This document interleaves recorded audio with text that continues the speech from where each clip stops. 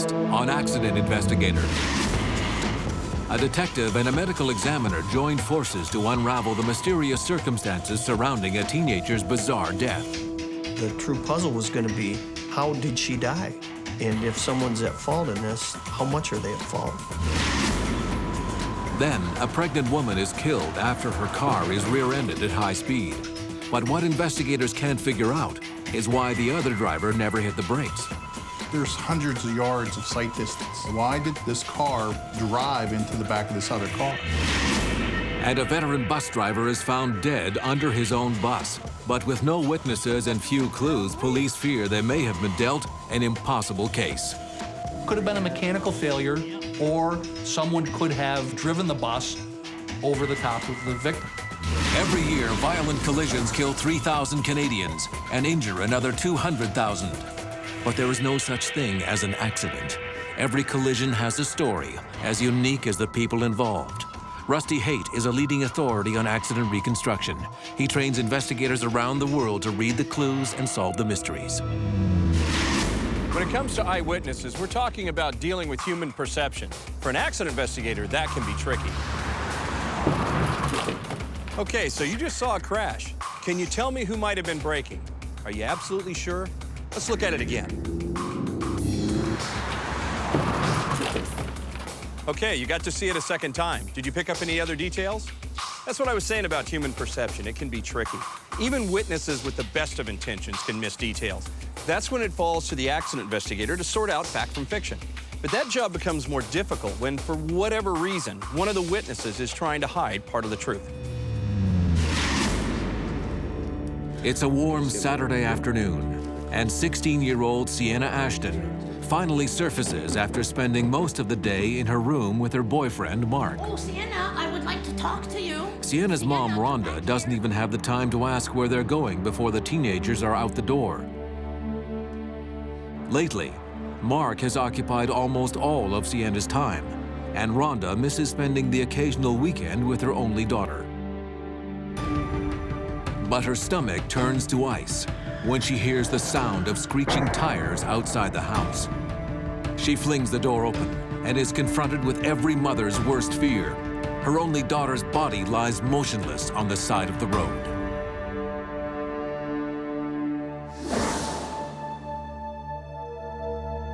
When Sergeant Rod Sadler arrives on the scene, Sienna's body is still there. When I got there, there were 2 or 3 other people standing around. The mother was very, very distraught, as you can imagine. I mean, I have 2 children myself. I can't imagine what it would be like to hold one of them as they were dying as a result of a car crash. Sienna has already been pronounced dead by emergency personnel. The true puzzle was going to be, how did she die? And if someone's at fault in this, how much are they at fault? Rob's first step is to have a look at the body. Oftentimes, even a quick visual analysis can provide critical clues. I suspected that there was probably massive broken ribs on her right side, and there was also deep abrasions on her left hip. Injuries on 2 different sides of the body seemed a little unusual. But only an autopsy will reveal exactly how Sienna died. Rod photographs the injuries and immediately sends Sienna's body to the medical examiner's office. Then, just as he's ready to begin his inspection of the crash scene, a shouting match between 2 young men grabs his attention. Mark, Sienna's boyfriend, is arguing with another young man, who has been identified as Robert Stewart. I looked over and saw 2 young men basically in a verbal discussion about who was at fault and what had happened. Those young men are Rod's 2 only witnesses, and right away he suspects that they won't give him the same story. It was obvious that they didn't agree on how it happened. First, Rod pulls Sienna's boyfriend aside to get his version of the story. We were just walking down the side of the street. We were going down to the corner store. I mean, we know... The 17-year-old tells him that he and Sienna were walking on the side of the road, when all of a sudden, they heard a car coming towards them. Mark maintains that the car was coming so fast, Sienna didn't have time to move out of the way before getting hit from behind. The driver continued on, but seemed to lose control of his car and slammed into a tree just a short distance down the road.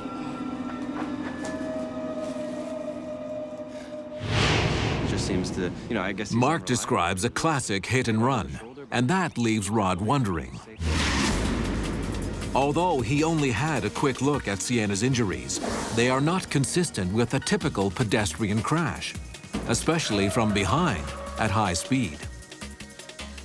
I would have expected to see some broken lower limbs, broken legs. Depending on how tall that person was in relation to the vehicle, there might be some head injury from, for instance, that person wrapping around the front of the car, striking the windshield. In this particular case, there was none of that. There was basically the injury to the right rib cage and the left hip, which was very unusual. It didn't seem to gel with the stories that were starting to come out. Maybe they were fighting. Maybe The driver has a totally different version of events. Robert Stewart admits that he was driving the car, but he swears that he was not trying to flee the scene because he didn't even know he'd hit Sienna. Stewart stated that he had stopped, he knew them, he pulled over, they were on the side of the road. He was showing off. He was accelerating away from the scene in an effort to show off to her. Stewart told me that she must have been hanging on to the A-pillar and he accelerated and he didn't realize it, maybe because it's slightly behind the driver's seat. He lost control and drove off the road and hit a tree. Only when he got out of the vehicle to look at the damage did he realize that he had taken someone along for the ride. It was possible that that could happen, that someone could actually be dragged and not let go on a car. But I went and looked at the car, and there was no handprints, no evidence of anyone grasping onto the car. Robert Stewart's story doesn't explain Sienna's injuries either. If she was hanging out of the car and hit the tree, as Stewart claims, her head and shoulders would have shown signs of impact. But Rod didn't notice any injuries above the shoulder at all. Now it's clear that the investigation will rely heavily on the autopsy report. The injuries in this case may very well tell the tale, but Rod has a hunch there's something else the two young men are not telling him. Are you declaring an emergency, sir? Watch all episodes of Ice Pilots. Watch on mobile devices or the big screen. All for free. No subscription required. Download Veely now. As a next step, he examines the scene for any physical evidence that can help explain what happened. What he finds next could move the case into a completely different and unexpected direction. As I'm looking around the car, I find a bag of marijuana laying very near to the car. It's obvious it hasn't been there for very long. Rod knows he's onto something. Dead bodies and drugs are not usually a coincidence. I confront both Mark and Stewart. I tell them I know they're not being truthful. I know that the drugs are involved somehow in this, and that it's just not adding up with what they're telling me. And they finally both change their stories and begin to tell the same story. According to both young men, it was Sienna who called Stewart and asked him to come over in hopes of selling him drugs. When Stewart pulled up to the front of her house, Sienna walked over to the car while her boyfriend kept an eye out for passers-by, especially the police. After a brief conversation, Sienna leaned through the driver's window to pass the bag to Stewart. But Stewart was not planning on paying. As soon as he had the drugs in his hand, he stepped on the gas and took off. Then, only a couple of 100 feet down the street, he quickly lost control and slammed into a tree. Stewart maintained that she was hanging on to the car when he drove away, and that he didn't realize it until after he had hit the tree. If he actually didn't know that she was hanging on to the car, then that would be a valid defense if he were charged criminally with some sort of a homicide. If she was positioned in the car and he knew it, and he maybe intentionally tried, for lack of a better term, wiping her off the side of the car by running up against a tree, then we have maybe a first-degree murder charge. Mark can't confirm or contradict this version of events. He confesses to taking part in the drug deal, but insists that he did not see the actual crash. So it becomes really critical to figure out how she's positioned. Next, Rod takes a fresh look at the scene. There's a skid mark that runs for 148 feet before the vehicle veers off the road and comes within an inch or two of a tree. The tree is slightly deformed, and looking at it closely, Rod sees fabric that looks like denim. Before he goes any further, Rod decides to call the morgue where Sienna's body was transferred. He needs to know exactly what kind of pants she was wearing and whether they match the fabric he found on the tree. Brian Hunter, the medical examiner, answers the phone. Accident investigators and medical examiners often work closely as a team to crack complex crash cases like this one. And the right ribs? Without his theory, you can't go any further than with just the injuries. You know they're lethal, you know they occurred prior to death, it's reasonable that a car was involved, but you can't go any further. When he puts that in, then I can put my piece in, and it just proves how essential that teamwork is. Dr. Hunter quickly confirms that Sienna was wearing jeans. In fact, her pants are torn, and they are very dirty. For Rod, this seems to support Robert Stewart's story that Sienna's body was thrown into the side of the tree. But it doesn't explain the strange injury pattern. At this point in the investigation, I have acceleration marks for a short distance that lead off the road, come very near to a tree, and then I have the car up against another tree. I have a dead 16-year-old girl, and I have an unusual injury pattern on her. I have a suspect and a witness who both now are telling pretty much the same story.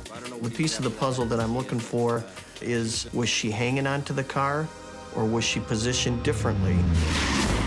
Coming up, Sienna's jeans provide even more compelling clues for the investigation.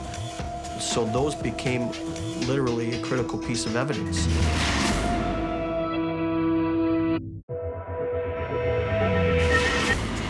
Accident investigator Rod Sadler is grappling with one of the most unusual cases in his 20-year career. 16-year-old Sienna Ashton is dead after a bizarre car accident that witnesses describe as a drug deal gone bad. The suspect claims that she must have hung on to the side of the car as he tried to make off with a bag of marijuana. But he didn't realize what was going on until his car slammed into a tree further up the road. If investigators can't prove differently, this case could be ruled accidental. But to Detective Sadler, the pieces are still not fitting together. Okay. I looked at her injury pattern, and things aren't adding up. Stewart's story still does not explain why Sienna suffered virtually no injuries to her back or head. A likely outcome if she was dragged up against the tree from the outside of the car. It's Rod's job to untangle this mystery. The piece of the puzzle that I'm looking for that I can't yet find, and that is, how did she die? Where was she in relation to this vehicle? What caused her death? Was she hanging onto the car, or was she positioned differently? Rod now needs to examine the car. He's pretty sure that the vehicle will give him a clue as to what happened. The car is quite dirty, but there are two long rectangular bare spots on the driver's door. Rod remembers the medical examiner, Dr. Hunter, talking about how dirty Sienna's jeans were. You see these marks here? These are very interesting.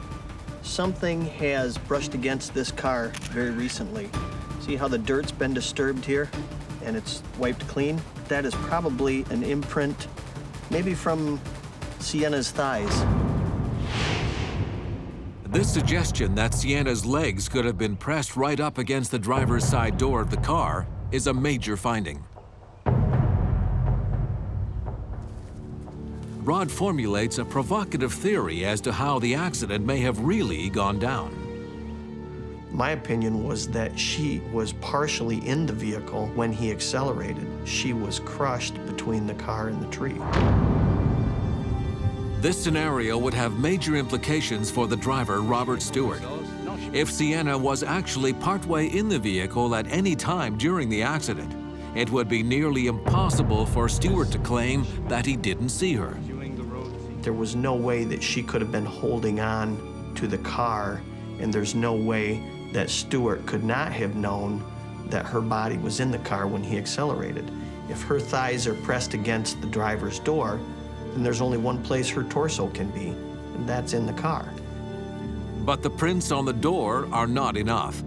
Rod will need concrete medical evidence that shows Sienna was not dragged and thrown, but rather that her hips collided sideways into the tree. I had to contact the medical examiner. I couldn't wait 2 or 3 months for his report. He starts to present his findings to support that, and now I start to re-look at the pattern of injury. I've already looked at it once, twice. Now I'm re-looking at it with this new history and trying to decide whether it fits. And it really did fit. So a lot of things made sense. It's sort of a rotational pattern. The abrasion on the left hip made sense for contact with a tree. The abrasion on the side made sense for a scrape along the edge of the window frame. A lot of things made sense. It's sort of a rotational pattern. Scrape against the door frame, scrape against the tree. So that all made sense. I take his opinion, put it together with mine, and it's like locking 2 pieces of the puzzle together. With all the pieces in place, Rod Sadler can now replay the chain of events that led to Sienna's death. Sienna Ashton and her boyfriend Mark arrange a meeting with Robert Stewart in the hopes of selling him some marijuana. But as Sienna leans into the car to complete the transaction, Stewart has a change of heart. He grabs the bag and accelerates. Tragically, Sienna remains stuck inside the vehicle, her upper body leaning halfway across the driver's seat and her legs dangling outside the window. Then Stewart's car leaves the road and sideswipes a large tree. Sienna's upper body is immediately sandwiched between car and tree, causing massive internal injuries. She dies almost instantly. The case goes to trial. Sienna's boyfriend is not charged, but Robert Stewart is convicted of manslaughter and sentenced to spend between 2 and 15 years behind bars. It's really like a scientific experiment. You form your hypothesis, and then you try to prove it. And you anticipate the outcome. And that's what we did. Coming up, an accident investigator is determined to uncover the truth behind a series of unexplained crashes. I wasn't going to quit. That just motivated me more to go and do the things that I needed to do.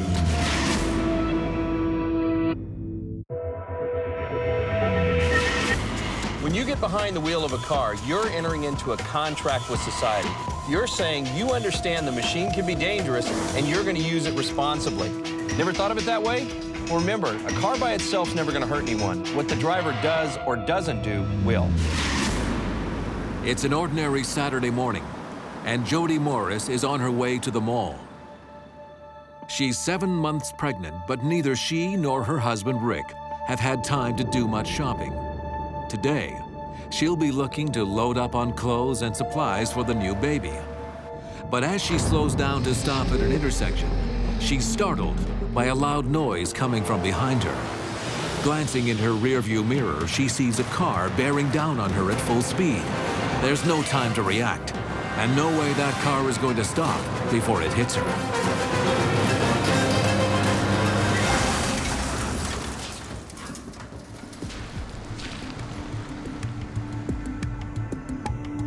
Homicide detective Robert Keenan arrives 45 minutes after the crash. Jody Morris and her unborn child have already been pronounced dead. Jody's crushed body has been stuck between the seat and the steering wheel. The seconds that it took for this vehicle to be crushed at the speed, Miss Morris never had a chance. The driver of the other car is on his way to the hospital. He is unconscious, both his legs and one of his wrists are broken, and he has abrasions caused by the airbag deploying. I looked and I seen the distance that the vehicles had traveled, and right off the top of my head, I knew speed was involved. The other thing that bothered me greatly was when I went back to the point of impact to look, there were no skid marks. None at all. The absence of any skid marks is a real mystery. There's plenty of other physical evidence, shattered glass, car parts, and other debris, but absolutely no signs of braking. Certainly when I see no skid marks and I see all this damage, why? Why did this car drive into the back of this other car? There's hundreds of yards of sight distance. You couldn't miss her, she's sitting there. Robert's first job is to determine exactly how fast the striking vehicle was traveling when it hit Jody's car. The whole back end was shoved up to the back of the front seat. Investigators usually analyze skid marks to help calculate speed. But in this instance, he'll need to use a measurement called crush damage. In Robert's crash, the back end of the car was crushed 54 inches. That's an enormous amount of crush damage. Let me show you what it looks like. We're about right there. So this car would be collapsed from here all the way to right about there. Let's see how close I can come in this wreck.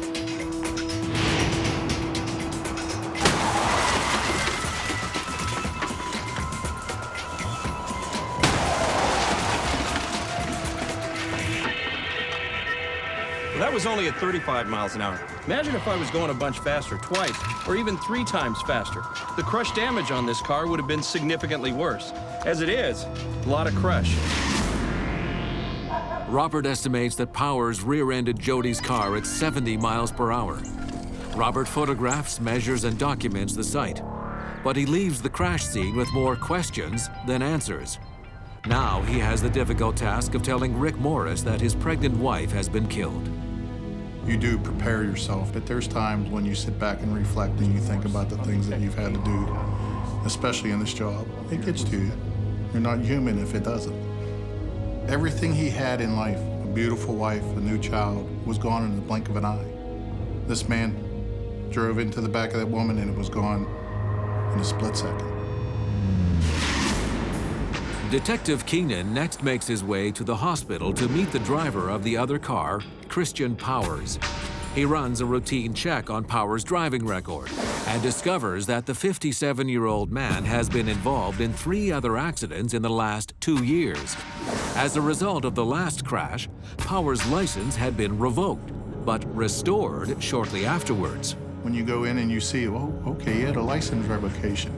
And what are these other accidents about? I had a little bit of information about him that maybe he didn't know that I had. Christian Powers tells Detective Keenan that he woke up at about 5:30 that morning to get an early start on his weekend vacation. He'd been on the road a lot since his retirement, visiting many of the campgrounds in the eastern U.S. So far, Keenan is sensing nothing out of the ordinary. Powers' blood test comes back negative, so intoxication is also ruled out. Then Powers makes a shocking admission. The last thing he remembers is turning onto a road about 5 miles before the crash site. 5 miles before the accident scene was the last thing he remembered. And all he could think of was, oh my God, how did nobody else die? If he was telling me the truth, that was 5 miles before the accident scene, that was pretty amazing that he didn't hit somebody else. The lack of brake marks now makes sense. For more than 5 miles, Powers claims to have been unaware that he was even driving. Now, Robert needs to find out why. He asks him if he was on any medication or whether he has any medical conditions. And sure enough, as soon as Robert asks him about the other crashes and why his license had been revoked, Powers immediately refuses to answer any more questions and demands an attorney. Talk to my attorney. That threw flags up in the air right away, too. You know, if you're going to talk to me about the accidents, well, why won't you talk to me about why your license was revoked? And he wouldn't. I mean, go see my attorney. That's pretty stiff.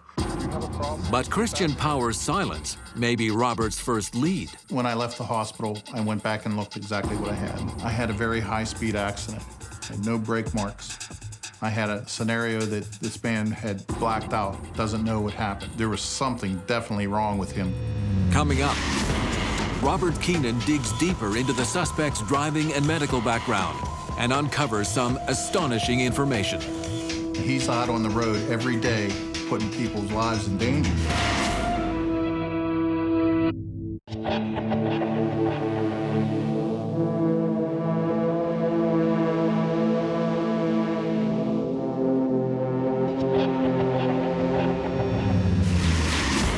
Accident investigator Robert Keenan needs to find out why Christian Powers never hit the brakes before rear-ending Jody Morris's car and killing the pregnant woman.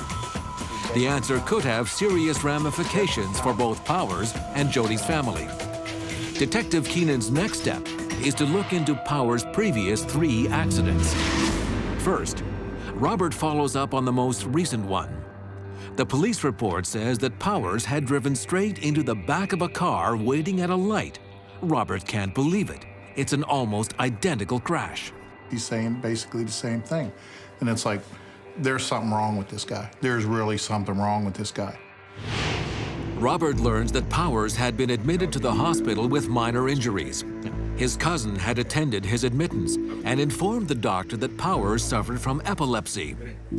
But when the doctor asked him about it, Powers had denied having any medical conditions. Positive, I'm not an epileptic.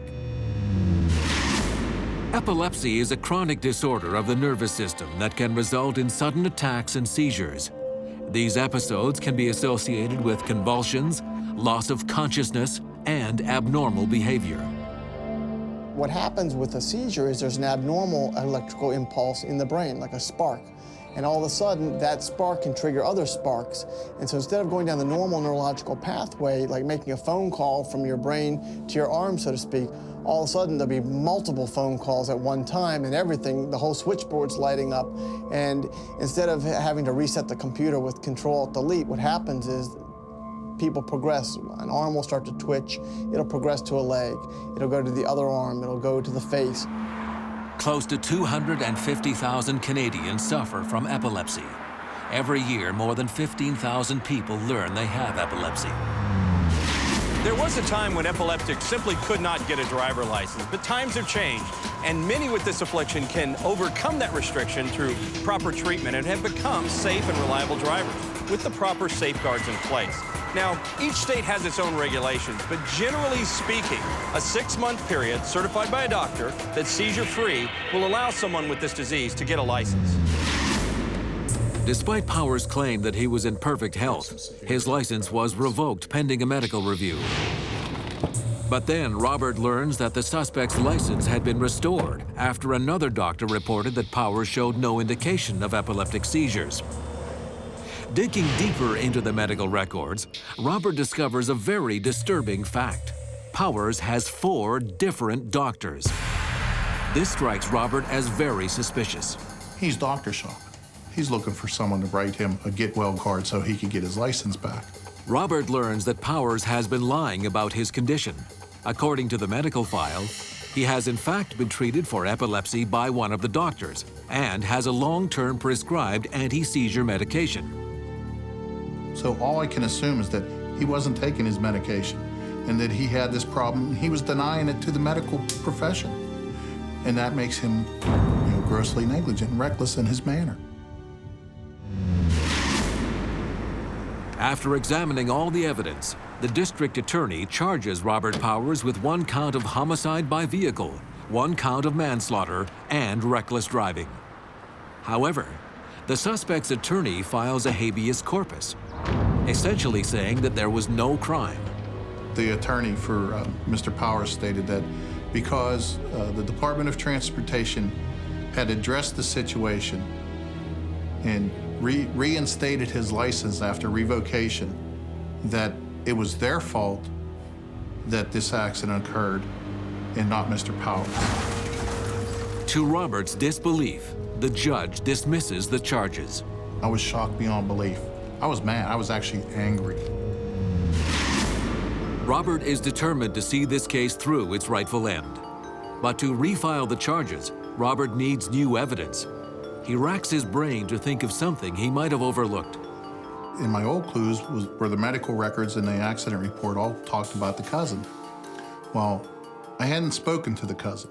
I went back and I told him about Mr. Powers getting off. Apparently, even as a small child, Powers had suffered grand mal seizures that involved loss of consciousness and falling down. The cousin goes on to say that he'd always suspected that his cousin was not monitoring his condition or treating it responsibly, but he never thought that it might come to this. Robert asks the cousin if he would be willing to testify. He agrees. Then, just as Robert is preparing to circle back with the district attorney, he gets some news that will send his entire investigation into overdrive. I get a phone call from the District 2 lieutenant, and he says, "Hey, do you know this guy Powers?" And I said, "Yeah, I do." And he says, "Well, he had an accident here in the park." I said, "You're kidding me."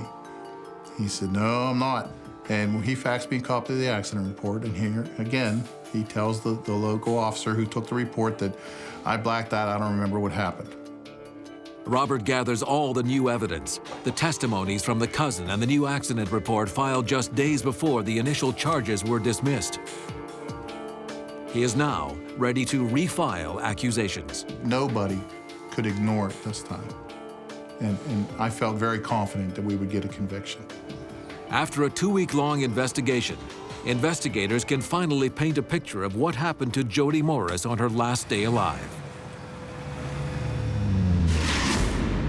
Christian Powers is a diagnosed epileptic, but he's not taking his medication.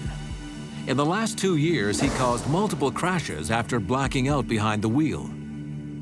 Powers is on the road again when he begins to experience another seizure. In a semi-conscious state, he speeds up to 70 miles per hour. As Jody Morris notices him in her rearview mirror, there is no time to react. He rear-ends her at full speed, killing the 24-year-old pregnant woman instantly. At trial, testimony is given asserting that Powers has misled several police officers about his epilepsy. Evidence also shows that he duped doctors into submitting medical claims reporting that he was seizure-free and fit to drive. He took the stand during the trial, and he said that he didn't take his medication because it made him feel yucky. It didn't make him feel good.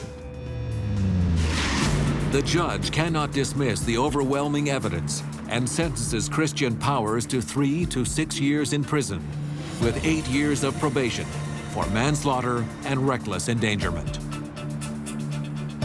In my career, I would say it's one of the cases that has made me feel that I've really done something for this community. Next, the body of a bus driver is found under his own bus, but the strange scenario baffles even the most seasoned of investigators.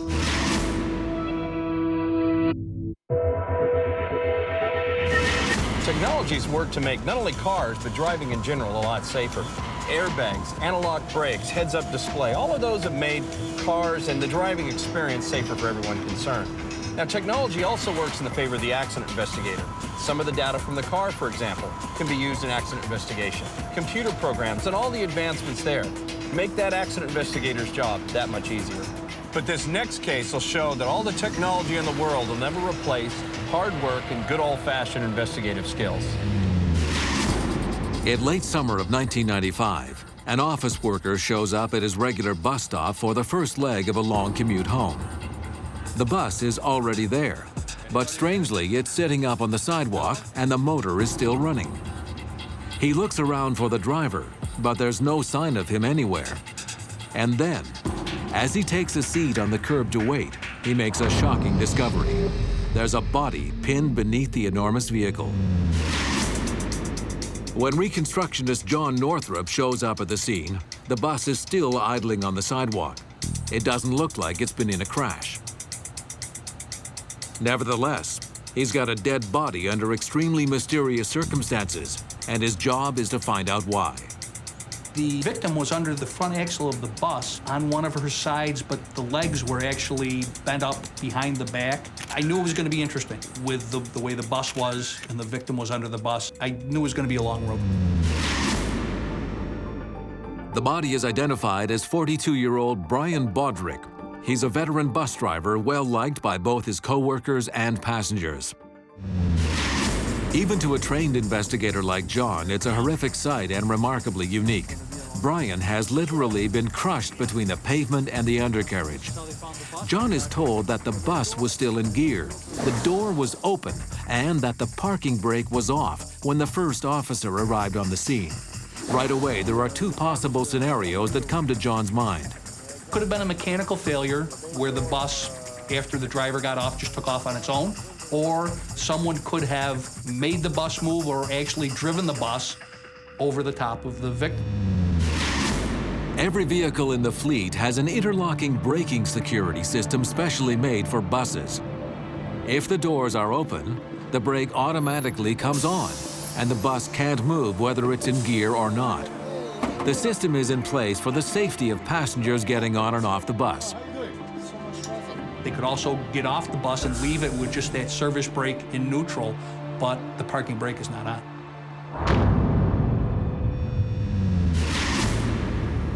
Once John's inspection of the body is complete, Brian Bodrick is pulled out from underneath the bus and transported to the local morgue. His next step is to send an officer to a nearby library to see if anyone inside heard or saw anything. Surprisingly, the officer returns just after a few minutes with a young woman named Simone Davies. She was one of the last 2 passengers on the bus when it pulled into the layover stop. The young lady who was the second passenger in the bus indicated the gentleman on the bus was upset that he had missed this bus stop, apparently because he was sleeping. And the bus driver was explaining to him that it wasn't a big deal, 10 or 15 minutes at the layover, and he would drive him back the same way.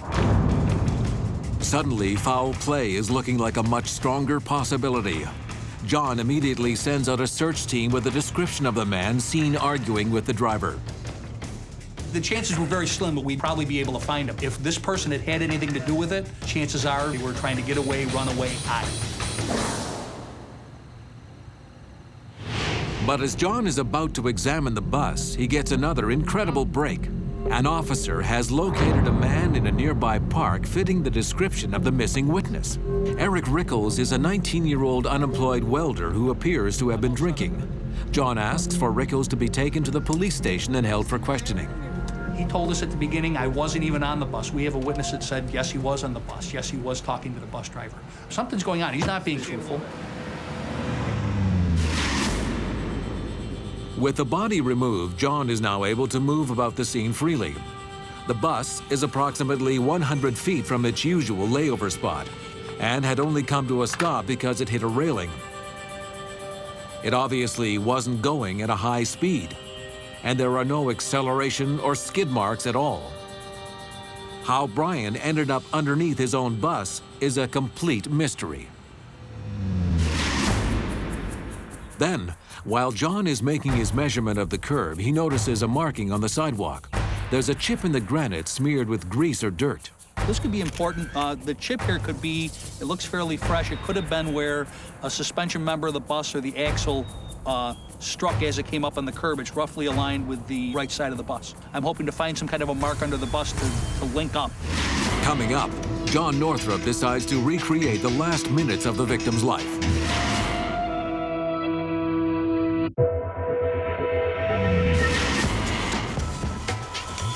John Northrup is at a crossroads in his investigation to find out how bus driver Brian Bodrick ended up under his own bus.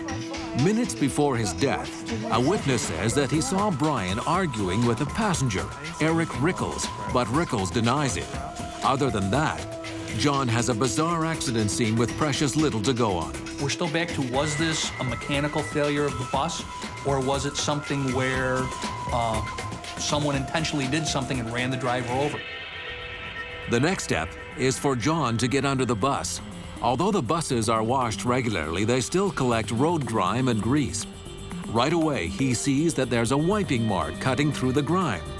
It goes from the front bumper back towards the axle where Brian's body was found. It appears the victim or his clothing actually wiped some road film off the underside of the bumper towards the left side of the bus, which gives me a good idea where the victim came underneath the front end of the bus.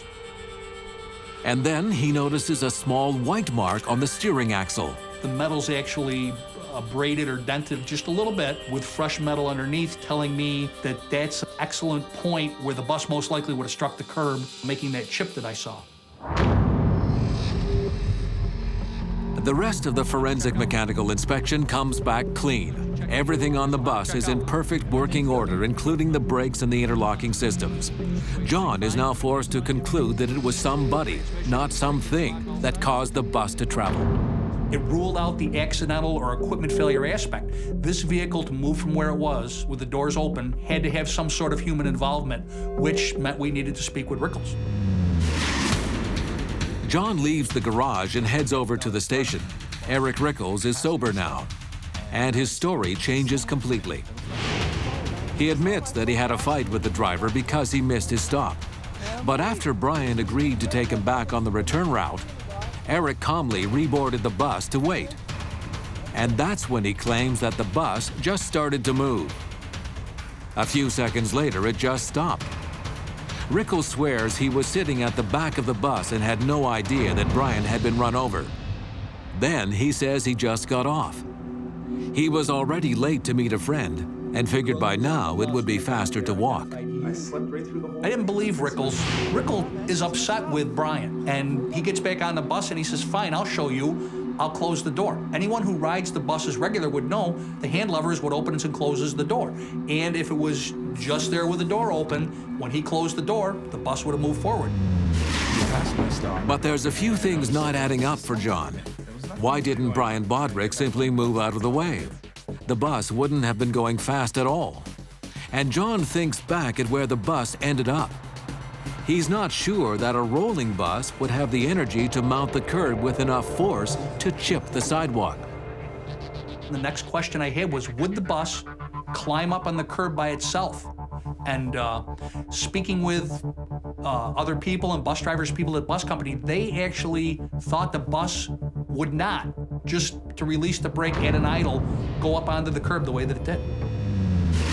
The ME's autopsy report comes in, but it's not what Detective Northrup expected. It confirms that Brian Bodrick died from something called positional asphyxia. Well, positional asphyxia is essentially a situation where a person has got himself in a position where his windpipe is shut off, or he's in a position where something is constricting his chest so it can't expand. And the end result is that he suffocates. He can't get air in. And depending on the situation, it can be sudden, like something falls on you, or it can be something where your chest can expand a little bit. This is a shocking finding. Brian did not die from injuries sustained as a result of the bus hitting or dragging him. On the contrary, Brian was most likely still alive when the bus came to a stop, but his awkward position underneath the vehicle left him unable to breathe. Now there is just one question to answer. Did Rickles actually accelerate into Brian Bodrick? The ramifications could be significant for any criminal case. When I can't figure something out, I try and go out and do it again without breaking anything big or killing myself. To prove this one way or the other, John takes the bus back to the crash site to reconstruct the accident. I took the bus back to the scene originally. I got on the bus and released the parking brake and then closed the door, and the bus rolled forward at an idle. The rubber on the wheels hit the curb, but none of the suspension members of the axle or anything hit the curb to make another chip like I'd seen before. When I accelerated the bus, 3 of the 4 times, the suspension member actually hit the curb and made a chip similar to the one I saw the night of the accident. This is the final piece of the puzzle for John. It suggests to the investigator that Rickles not only tripped the parking brake, but actually accelerated into Bodrick. And it makes more sense. The driver would more easily be trapped underneath the bus if the bus was accelerating and he was in front, as opposed to a nice slow idle up to the curb. After 16 hours of investigation, police now have a working theory as to what happened in the tragic moments that led up to Brian's tragic death. It's the last stop on Brian Bodrick's 7:15 run into town. But one of his passengers, Eric Rickles, is not happy. He missed his stop. Let's go now. Let's go now. Just bring me back now. Go ahead. After a brief argument out on the sidewalk, Rickles decides to take matters into his own hands. He closes the doors, tripping the parking brake, and sets the bus in motion. Panicked, Brian runs round to the driver's side window to try and reach in to switch the parking lever. Rickles steps on the gas. Tragically, Brian loses his footing and is dragged under the bus. He survives the impact, but is trapped in such a way that he's unable to take in enough oxygen, and Bryant dies of positional asphyxia. Rickles flees as soon as he realized what happened. Eric Rickles was sentenced to 3.5 to 10.5 years in jail for second-degree manslaughter. John Northrop was able to piece together a puzzling and complicated case. Accident Investigator can always go back to the physical evidence. Won't lie, won't let you down. Physical evidence is the backbone of any strong case and is our best guarantee of making sure the right people get punished for their actions.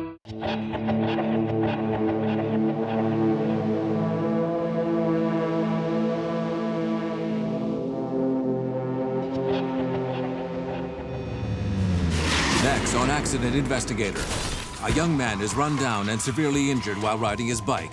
With few leads to go on, investigators find themselves in a race against the clock to track down the runaway driver. This case is probably the most disturbing case that I have ever worked with. Then, when two people are killed in a bizarre crash, reconstructionists are called on to establish if the police have done their job correctly, or if they are in part to blame for the events. Oh, it looked like a bomb had went off compared to what I had seen before. And an accident investigator must make sense of mysterious brake marks to explain why a driver failed to stop at an intersection. I think that there were more things going on than just maybe a trailer not able to brake completely. Every year, violent collisions kill 3,000 Canadians and injure another 200,000. But there is no such thing as an accident. Every collision has a story, as unique as the people involved. Rusty Haight is a leading authority on accident reconstruction.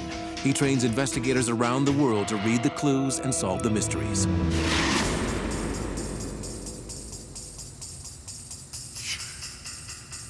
I'm going to bet he's going to land about here. That's my bet. Here, I'll put your stack of quarters here. Crashes are like puzzles, and when you've got a crash scene, you've got all the pieces of the puzzle, but you don't know how they go together. It's the accident reconstructionist, the accident analyst's job to put those pieces together. And sometimes you're missing pieces, like, for example, one of the cars involved, as in a hit and run. It's a beautiful Friday afternoon in a little town. Charlie Newsom is riding along a quiet local road on his way to a nearby restaurant.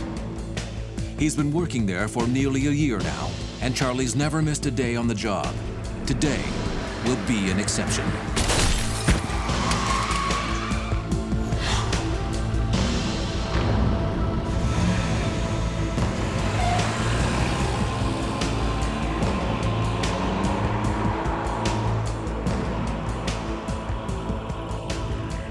It's 4 p.m. when accident investigator Weston Brown is called to the scene of a serious hit and run. By the time he arrives, the victim has already been transported to a trauma center. The responding officer informs him that Charlie was unconscious and appeared to be critically injured. This case seemed, at the time, to be so very disturbing, and as I went on, it became even much more disturbing. As Detective Brown soon discovers, Charlie Newsom is no stranger to tragedy. At the age of 3, he was in a devastating car accident that killed both his parents and left him with neurological damage and slight autistic tendencies. Adopted and raised by his aunt after the accident, Charlie courageously fought his way through high school and finally received his diploma at age 20. He got his first job the following year, when he was hired as an assistant cook in a restaurant just outside of town. Charlie had thought of getting a license, but had chosen not to get a driver's license because he didn't feel that he had the faculties to safely operate a motor vehicle, and he didn't want to hurt anyone. And so rather than get a license and drive, which would be the easiest thing to do, he had to ride his bike something like 8 miles each way to work. He chose to do it the hard way. In a hit-and-run situation, the crash scene is also a crime scene. As a first step, Wes starts collecting as much roadway evidence as possible, but the site isn't offering much information. Then, on the edge of the road, Wes discovers some kind of crack in the asphalt. In one precise spot, it appears to Wes that the crack has been cleaned out, possibly by the bike tire, which would fit inside the crack almost perfectly. I think what happens is that car strikes the back of that bicycle and it locks up that rear tire. It wipes this crack clean and just takes the dirt and debris out of this crack. Wes establishes the point of impact to be right there. This tells him that Charlie did not swerve into traffic.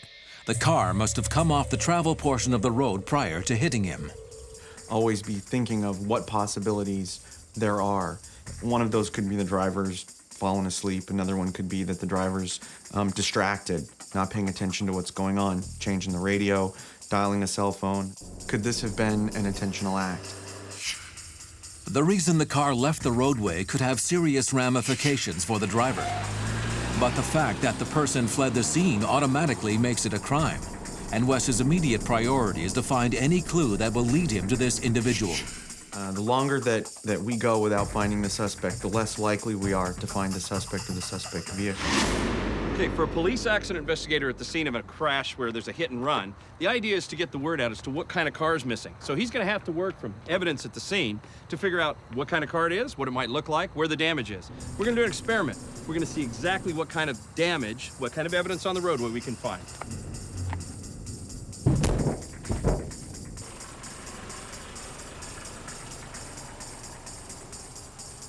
That was some crash. All right, assuming we found this car after the hit and run, they tracked him down. The idea is tie this car to this bicycle hit. What we'd be looking for is stuff on the front bumper, some indications here of the tire having been struck. We'll even see print from the tire mark. This is gonna help them identify that this car hit a bicycle.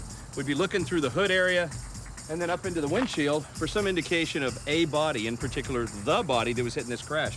In here's where his head struck.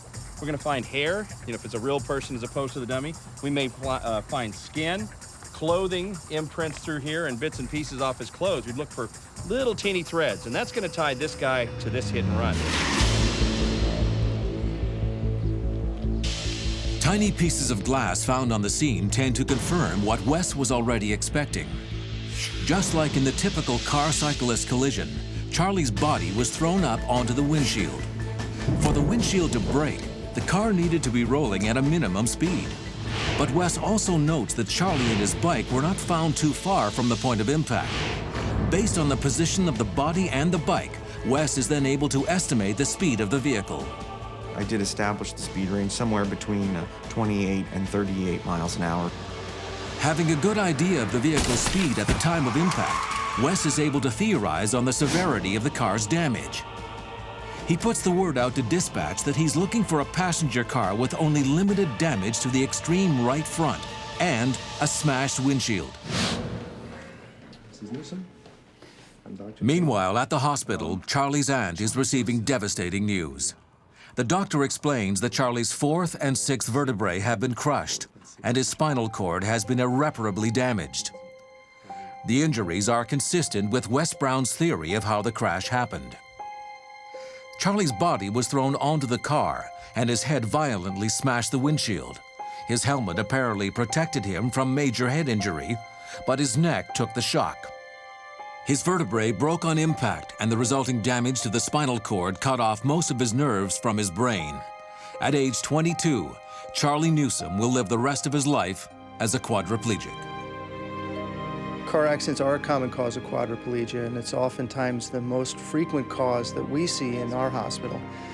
Typically, there are injuries to the spinal cord between the 5th and 7th cervical vertebrae, where the spinal cord is either cut or damaged to the point where the nerve signals that are coming from your brain can't go out to your arms and your legs.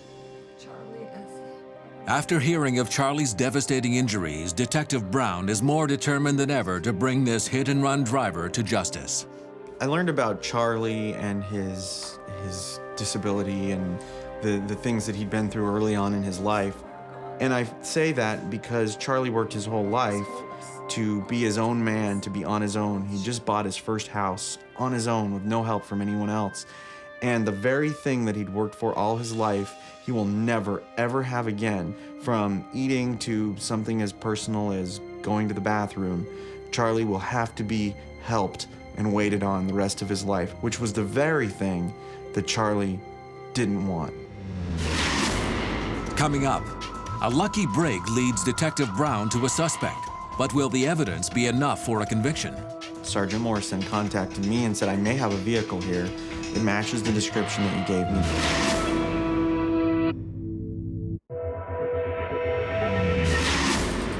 The victim of a hit and run will spend the rest of his life in a wheelchair.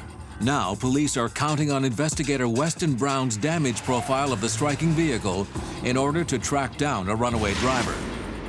The following morning, Sergeant Dave Morris is on a routine patrol when he notices a red import sedan traveling about 8 kilometers away from the crash site.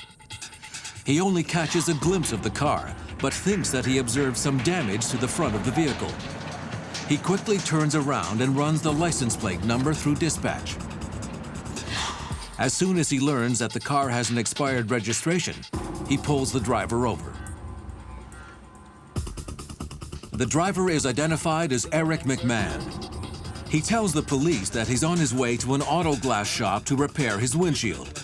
But when asked about the cause of the damage, McMahon offers an unlikely story. He insists that the car was attacked by a gang of children throwing eggs and rocks. Sergeant Morris takes a closer look at the windshield and notices a few strands of hair in the upper portion. Sergeant Morrison contacted me and said, I may have a vehicle here. It matches the description that you gave me. The damage is the same, and there's some hair in the windshield. Can you come out and take a look at it? Eric McMahon is arrested for an expired registration and driving with a suspended license. Wes also obtains a search warrant for the vehicle, and the car is impounded for further investigation.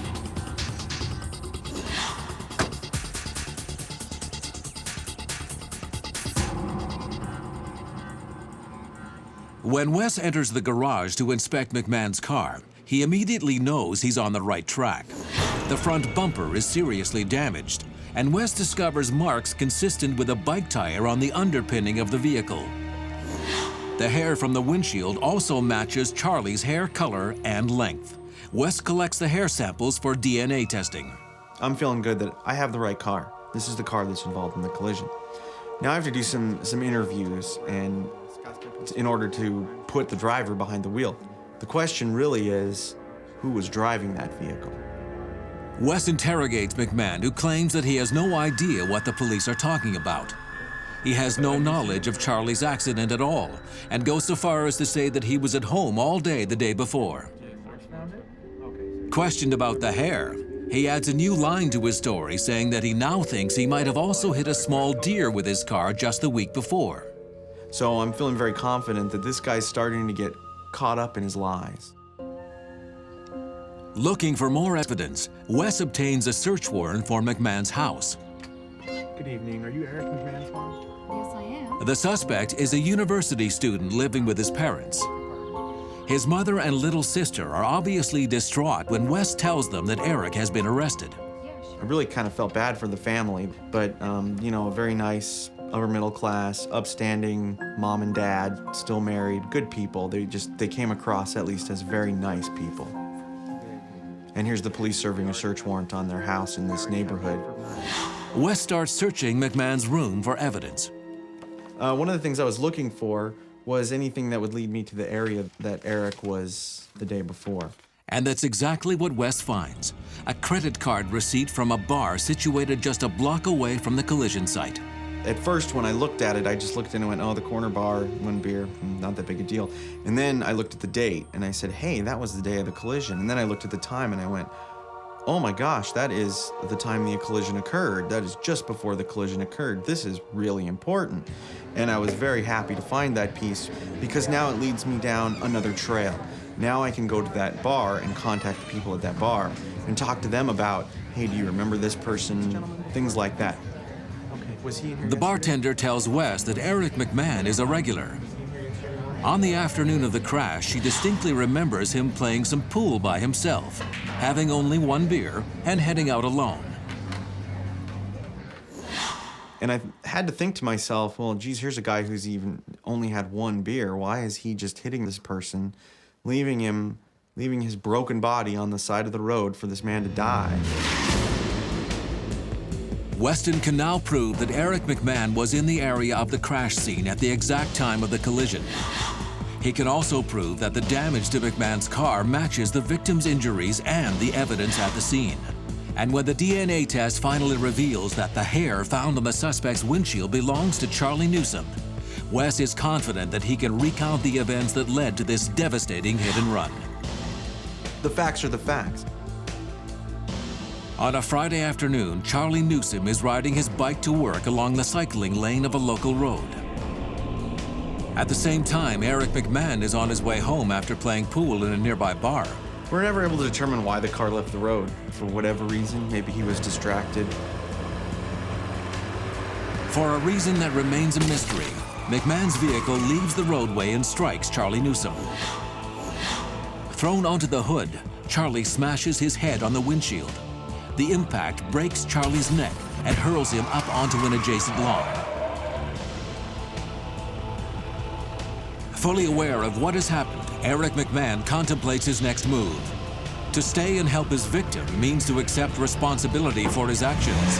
Instead, he chooses to flee, leaving Charlie's broken body on the roadside. Probably one of the most touching moments of this entire case for me was the sentencing.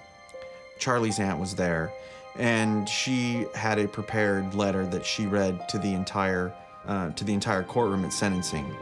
And one of the sentences in there, and I have the letter here with me, one of the sentences in there was, I did, however, read the entire file to Charlie. We haven't got a whole lot else to do these days.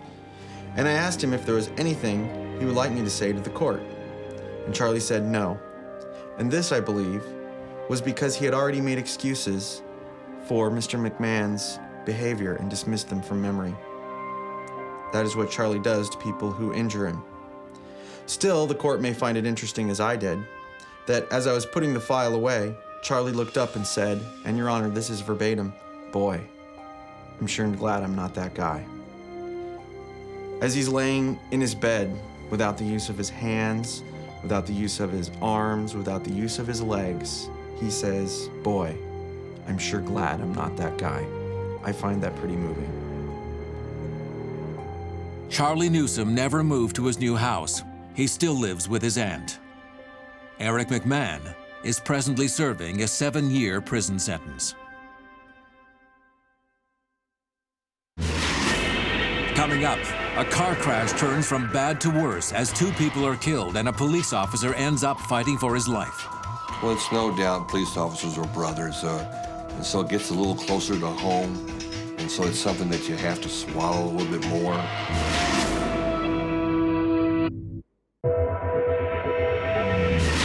Driving along and suddenly you find a police car parked in your lane across the road. Lights are on. Of course you slow down, but what else are you supposed to do? Emergency vehicles, particularly police cars, don't stop like that for no reason. They're blocking the lane, something's going on. At the very least, you should stop and see if someone comes out to give you directions. When you do go through, you start out at a real low speed and stay that way till you know it's clear, because you never know what's going to be just around the curve. After a 9-hour flight, Elliot Dobson is on his way home to his family. Fresh out of med school, he spent the last 15 months in Africa as a volunteer medic. Traveling swiftly on a road he knows well, he's just minutes away from a clean bed, familiar faces, and his mom's home cooking.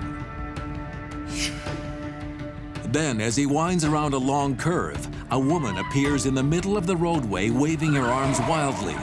He sees her just in time to react to the overturned van straddling the lanes in front of him. The woman is hysterical. She explains that she's been in a crash. She's not hurt, but the occupant of the other car has been ejected in the collision. Elliot takes one look at the driver and knows that he's been seriously injured.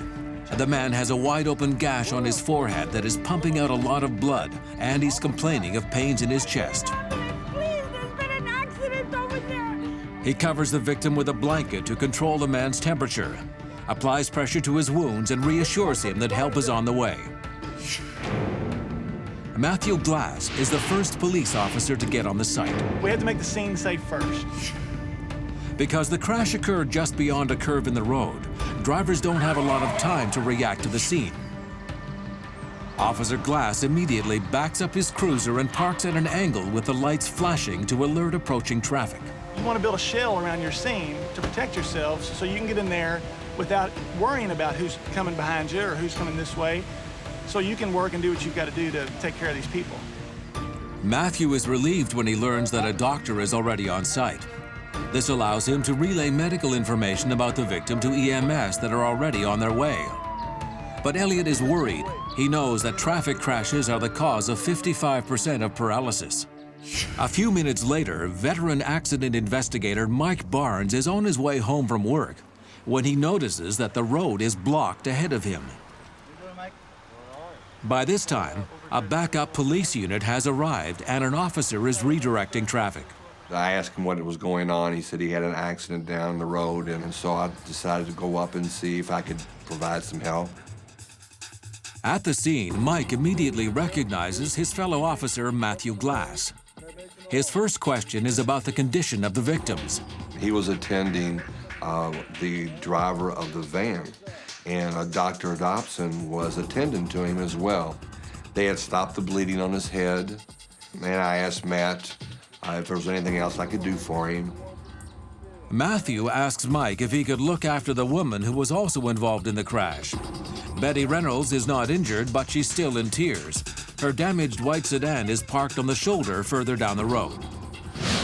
She explains to Mike that she was driving alongside the other car when she dropped her cell phone. She reached down to get it, but before she knew it, a van was skidding out of control in front of her. At some point, the vehicle started to flip over and the driver was thrown out. Once Reynolds regained control of her car, she pulled over and immediately ran to get help. Anytime you get behind the wheel, there's an alarming number of other drivers around you using their cell phone to send a text message or talk while they're driving. Studies suggest you're 4 times more likely to be involved in an injury crash if you're using your phone and driving. Many states have actually outlawed the use of cell phones, and it's being debated at other states and at the federal level. Should it be outlawed altogether? Still a controversial issue. As emergency personnel arrive at the scene, an officer approaches to take Betty Reynolds' official statement. Sensing that everything is under control, Mike heads out. I headed on home. The scene was secured. EMS was on the way, and they did not need me.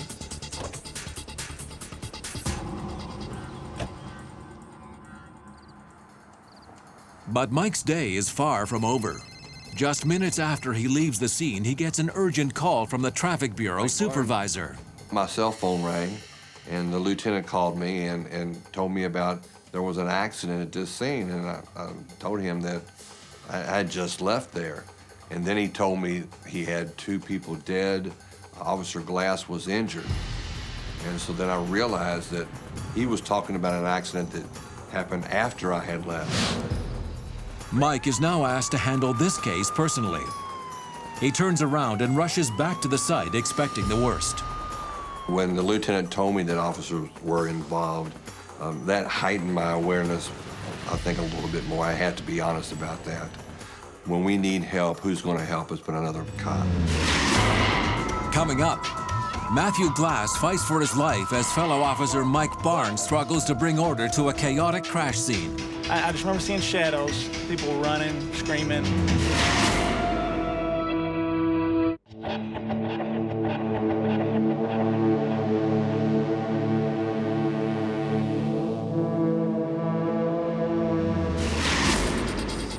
After being thrown from his vehicle in a severe car accident, a man now identified as Bill Witherspoon rests in the middle of the roadway. As EMS personnel arrive on the scene, Officer Matthew Glass and Dr. Elliot Dobson are tending to the victim's injuries. Drivers approaching the curve see police car lights flashing and stop. All except for one. I began to hear people screaming. Can't see anything because at that time I'm looking at the roof of the minivan. And then I just remember hearing the rev of an engine. Only minutes before, accident investigator Mike Barnes had left a crash scene that had been completely secured and where everything was under control. He quickly realizes why his boss asked him to return.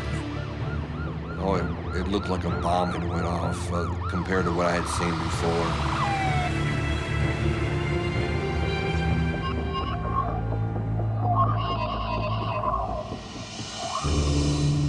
As Mike gets closer to the vehicles, he realizes that the minivan is back on its wheels.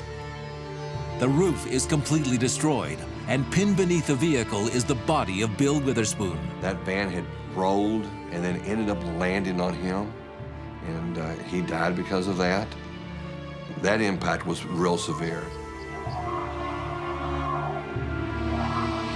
Debris is now scattered over a 90-meter radius. So Mike knows that whatever hit that van kept running on its own momentum. I could not find the doctor and could not find Officer Glass. So I continued to walk, and when I went around the van, that's when I spotted Officer Glass over in the side of the road, severely injured. Matthew Glass has also suffered a tremendous blow to his head, and his leg is crushed and mangled. I just remember seeing shadows, people running, screaming. None of it was with clarity, though. No, it's like I couldn't see details, but I could see people, bodies. Several meters down the road, in the center of the roadway, Mike notices another body already covered with a blanket. Dr. Elliot Dobson's trip home has come to a tragic end just a few kilometers from his destination. Having just arrived on the scene in response to the first accident, EMS personnel can no longer help Bill Witherspoon or Elliot Dobson. The priority is now to save the life of Officer Matthew Glass. I know him, I've known him for some time. So I immediately went to him, and so I helped them load him up into the ambulance.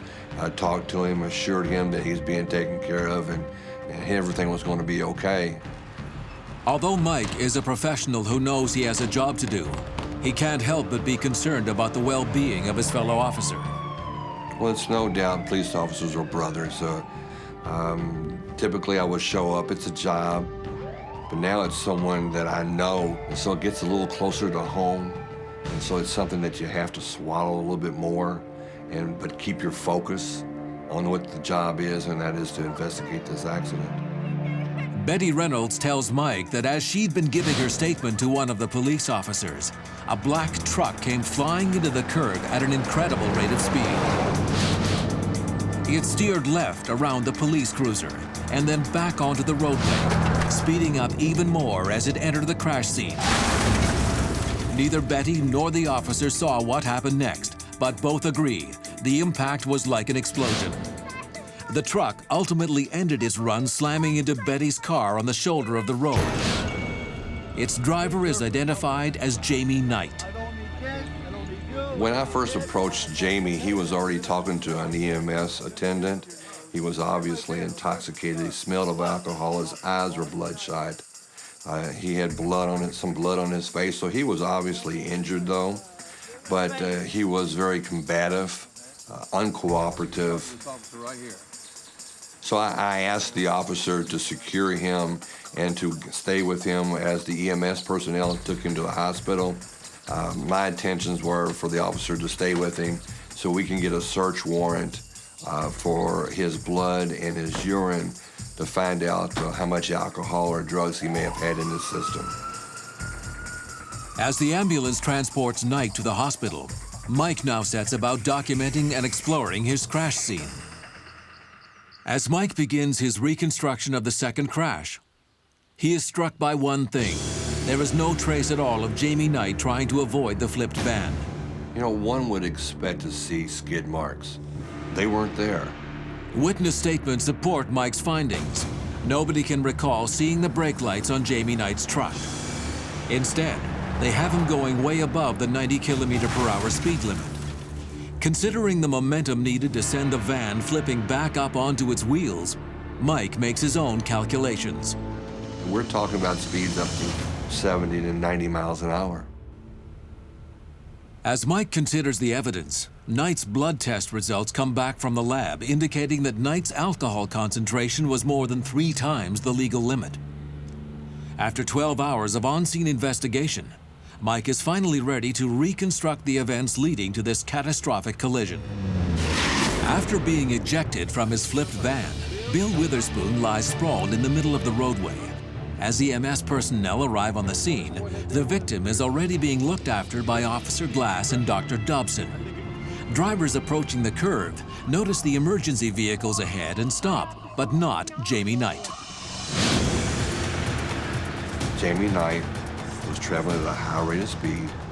He went around the police car, and the front end of his car hit the bottom of the van, causing it to rotate violently, spin, and land on top of Bill Witherspoon.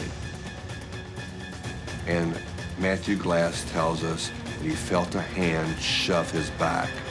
It had to be Dr. Dobson saving his life. In a heroic effort, Elliot Dobson tries to push Matthew Glass to safety, but the full force of Jamie Knight's truck barrels into them.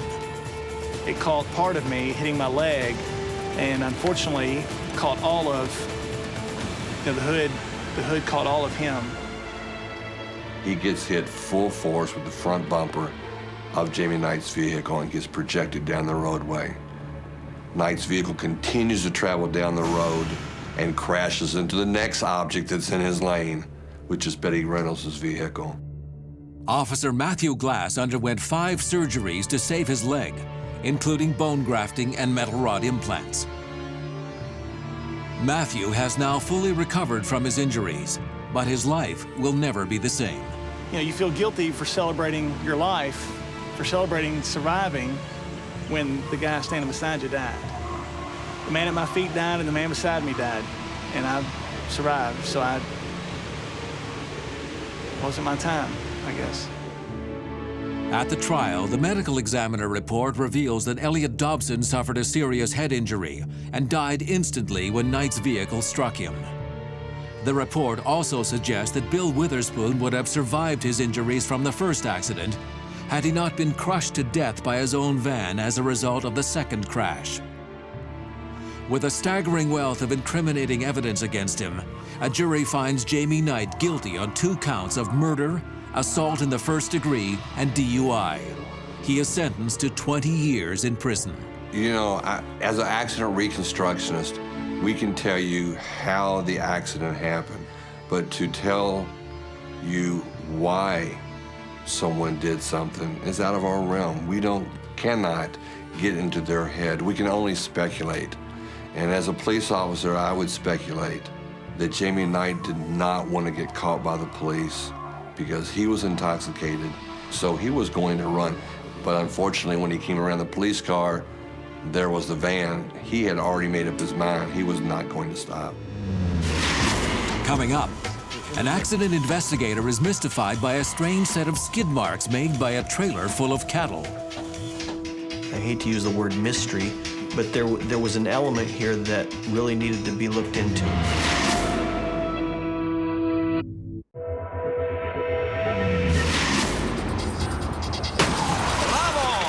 Well, they're fresh, but they're gonna go away. Every crash has a story to tell. You heard that in the outset of the show, right? Well, those pages of that story are written out here on the asphalt. Tire marks are like the fingerprints of a given car. But sometimes marks on the roadway can cause more questions than give us answers. Best part is walking around, all the kids are running. Ranchers John and Kevin Drake have driven to the regional stock show more times than they can remember. But this year will be different. For the first time in their lives, the 2 brothers will be attending the event without their father, who died of cancer the previous winter. Remember the time when Dad fell off the horse? Exchanging fond childhood memories, they tow their stock trailer on what they think will remain a pretty quiet road until they reach their destination.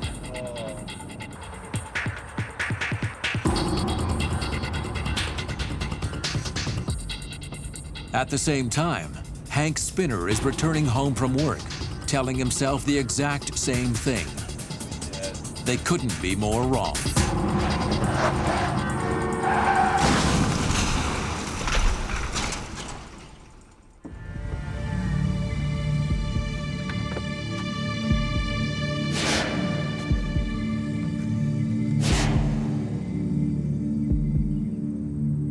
When accident investigator Rod Sadler arrives at the crash scene, he learns that he's got one dead and one seriously injured. I've learned over the years to separate myself from the personal aspect, not because I'm a person that doesn't care, it's because I have a specific job that I have to do. On the side of the road, a police officer is looking after Kevin Drake, who has suffered what seems to be a serious head injury during the crash. This is not surprising to Rod, considering the severity of the damage on the Drake's vehicle. But what is surprising is the condition of the unhitched stock trailer. It's only slightly damaged, and the two cows still in there appear to be unharmed. Hank Spinner's truck is parked on the other side of the road and has extensive damage to the cab. Although he is severely injured, Kevin Drake is still conscious as officers await the arrival of the paramedics. He keeps asking for his brother. John Drake was not so lucky. Having been seated on the collision side of the vehicle, his body was crushed by the impact of the crash, and he died almost immediately from massive internal injuries. Well, when I arrive at a scene like that, it's obvious because a death is involved, it's going to affect somebody's family very deeply. And the important thing to me is to help the family through this process because they want to know what happened, why it happened, and how it happened.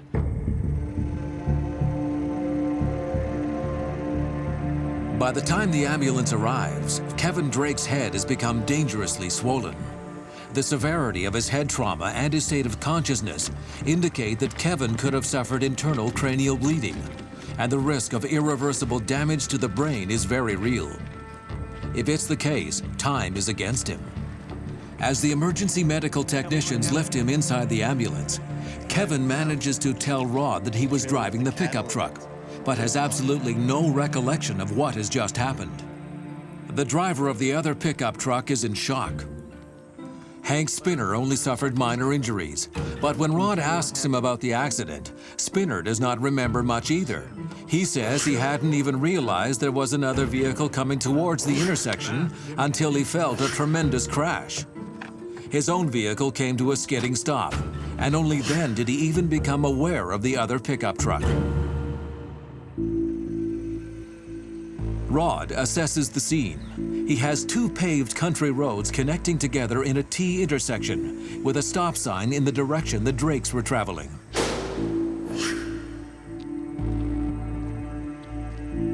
Well, it's pretty obvious that he didn't brake until he reached the stop sign, which is far too late to be able to stop. He slides into the intersection. See those offset skids there? That's where impact was. The Drakes had to stop, and it was very clear that they were not able to in time. Was it human error? Is there a mechanical problem? So do you think a little weight behind a car might make a difference in terms of stopping distance? We're going to find out. What we're going to do is we're going to take this cone, we're going to put it out here on the road. I'm going to drive the trailer toward the cone at a certain speed. Trailer's going to be empty. I'm going to get on the brakes and see how long it takes to stop. Then I'll come back through after we load the trailer. I'll drive the same speed and try to brake from the same point.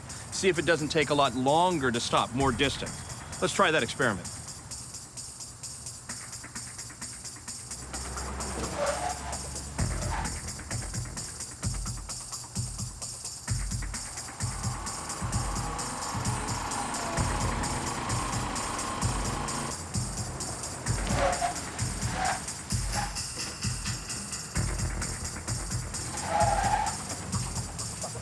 So that works out to be about 20% longer in this case. Now, here's the deal. If you don't allow for enough space in front of you, when you're towing a heavy load, you could be 20% further into the car ahead of you. Then, an odd-looking set of skid marks suddenly catch Rod's eye. Just behind the pickup truck set of skids are what reconstructionists call skip skids. See these skids here? They're almost like a dotted line. Such intermittent marks are usually made by a trailer bouncing along the road with its brakes locked. It can be the result of bumps, potholes, or other irregularities in the roadway surface. I don't think that in this particular instance, the trailer bouncing was a factor. And the reason that I came to that conclusion is the beef on board was extremely heavy. So I knew there was I hate to use the word mystery, but there was an element here that really needed to be looked into, because I think that there were more things going on than just maybe a trailer not able to brake completely. Coming up, suspect wires found at the mechanical inspection of the trailer put Rod's investigation on an unexpected trail. What caught my eye was there was 2 new wires running along the trailer that looked out of place.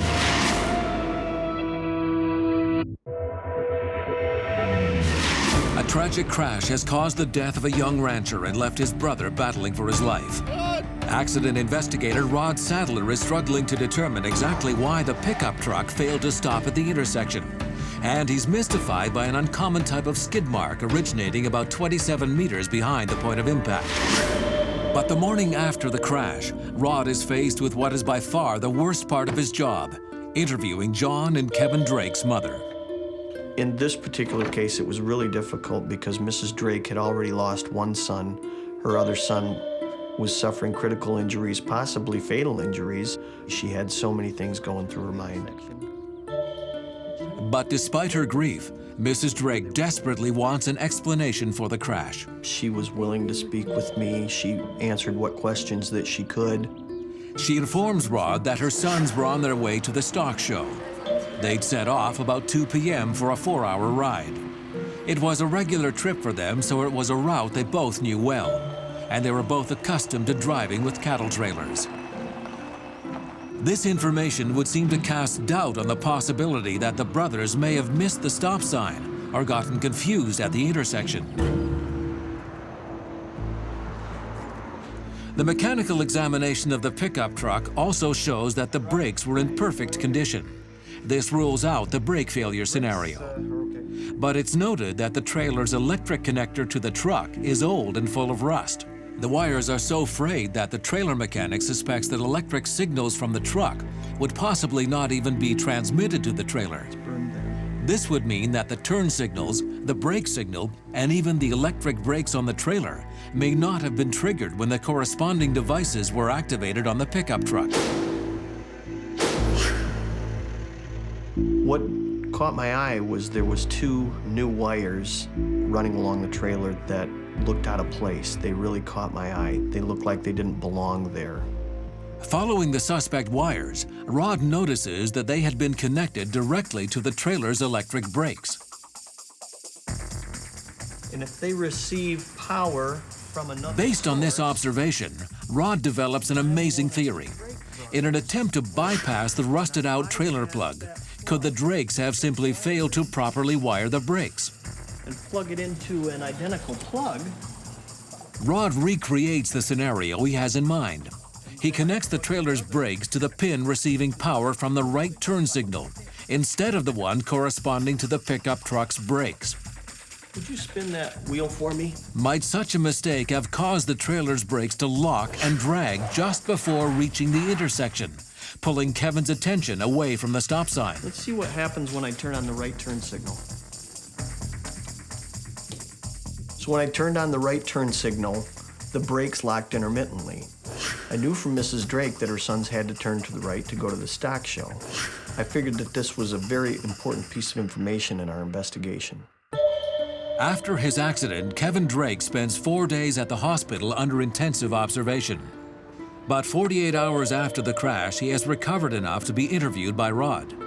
Hi, Mrs. Drake. Kevin wasn't able to recall much about the crash, but what he could recall was that the day before the crash, they had had some problems with the wiring on the trailer, and that they hardwired the trailer brakes directly into the truck's plug. This really reinforced my theory about the brakes being wired wrong. This testimony is the final piece of the puzzle, and after nearly a month-long investigation, Rod is able to replay the chain of events that led to Kevin and John's tragic accident. On a Sunday afternoon, Kevin and John Drake set off for their regular 4-hour drive to the stock show. On a road he knows well, About 30 meters before a crossing, Kevin indicates his intention to turn right. But because of a badly wired attachment between the truck and the trailer, every time the right turn signal on the truck flashes, the trailer brakes activate on and off, leaving intermittent marks on the asphalt.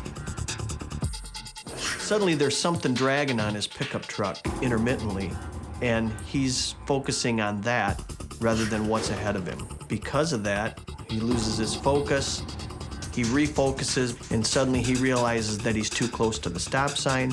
He locks up his brakes. By that time, it's too late.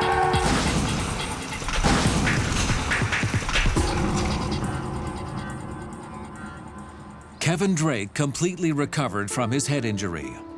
But like many people involved in a crash, he might never recover a clear memory of the events leading to the accident that cost his brother's life. In this case, no charges were ever brought against Kevin Drake. Sometimes it's just a little detail that makes the difference between being involved in a fatal crash and getting on with the rest of your life. You drop your phone on the floor, you leave it there. You got a problem with your wiring, you get a professional to fix it. There aren't accidents, they're collisions. Little common sense goes a long way in keeping us all safe on the road.